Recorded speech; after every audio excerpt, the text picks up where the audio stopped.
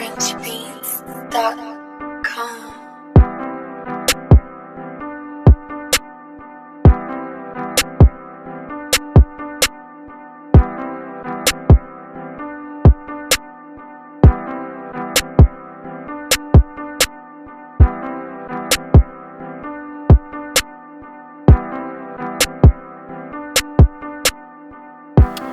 Before I get started, I just wanted to go over some of the few basic components of the motor. Starting with the bottom, we have our drain plug.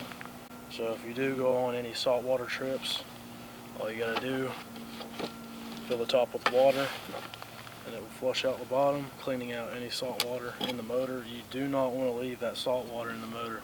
If you want to keep this motor lasting as long as possible, make sure you clean this out. I'll clean it out even if I go in fresh water, so no matter what, I'm always cleaning this thing out.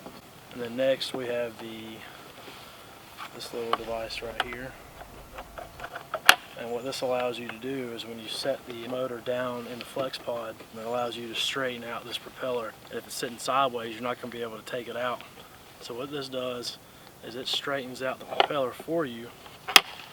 That way you can pull it straight out. All you got to do is pull this drawstring on the top of the motor. So the propeller sits nice and flush. Here at the top of the motor we have the cord that connects to your battery. And this battery basically sits on top of the motor.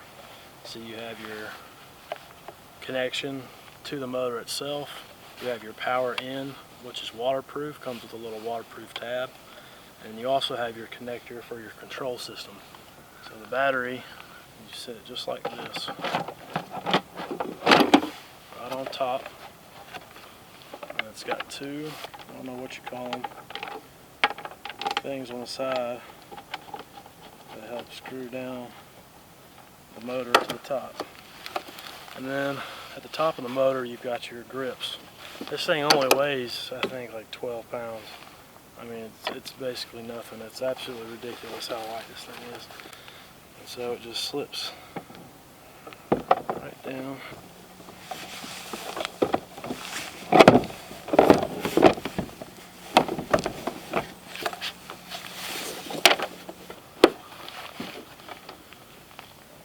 Clamp it down just like that. You take your power adapter on the back.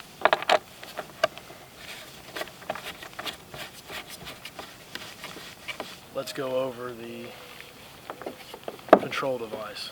All you got to do in here, make sure that the prongs are flush with their matching counterpart so you don't mess them up. And this is all waterproof, by the way. This control is completely waterproof, so you don't have to worry about water getting in the boat or anything. So to turn it on, hit the power button, and when the screen comes up, the satellites will be searching. So the satellites will figure out how many miles left you have on the charge, and it will also figure out how fast you are going. At the top, you have the battery percentage. It comes with a start and stop key. So in order for you to actually go forward, you have to put the start key. Now this is magnetic, so you can hook this to your clothing, and so if you were to happen to fall out, obviously this would rip off and the motor would stop. So you're probably wondering, what is the best way to mount your control box? I've seen some people try to attach it to the cup holder right here, like this, but I don't want to have to mount that. So what I did was I went and bought a Scotty, this is Scotty mount. I bought here, let me show you. I bought this adapter right here, a slide track adapter, which goes on this track system on the ATAK 140. And then I bought the Scotty extension arm.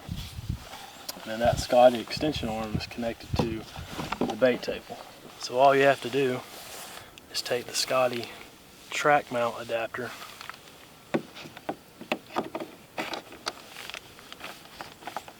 Screw that in just like so.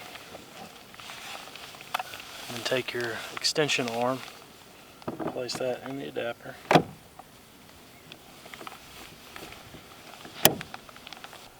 So obviously this is not level right now. I've still got to adjust it some.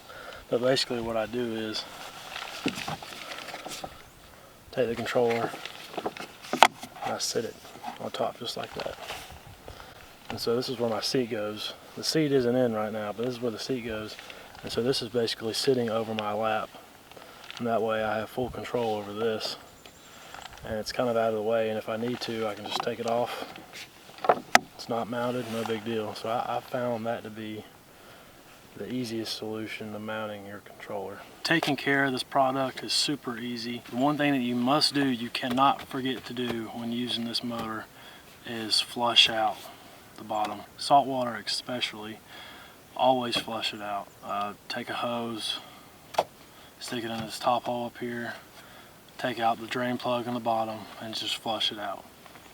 Second thing, taking care of your battery. Cell phones, you want to make sure that you have a full charge, drain it all the way down, and then cycle your battery. But with this battery right here, you can go out, use it, say you use 50% of the battery, and you take it back inside. Go ahead and charge it back up to 100%. That way when you go back out, you'll be able to, go as far as you need to. But you do not have to cycle these batteries. However, when you store these batteries during the winter, make sure that it has a charge. If you're going to store it for, let's say, 6 months, it needs to have 50% battery on it. If you're going to store it up for a year, it needs to have 100% battery on it. These batteries should last you, 6 to 7 years if you take care of them. Another thing with the propeller, obviously don't go in water too shallow. Make sure when you're taking this component out that you straighten that propeller straight up and down. It's not that hard. All you gotta do is pull this tab right here and then pull it out.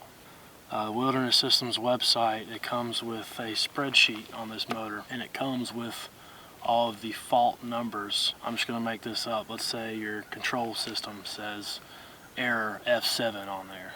So all you have to do is go to the Wilderness Systems website, pull up the spreadsheet on this motor, look up F7, and it'll say propeller fault.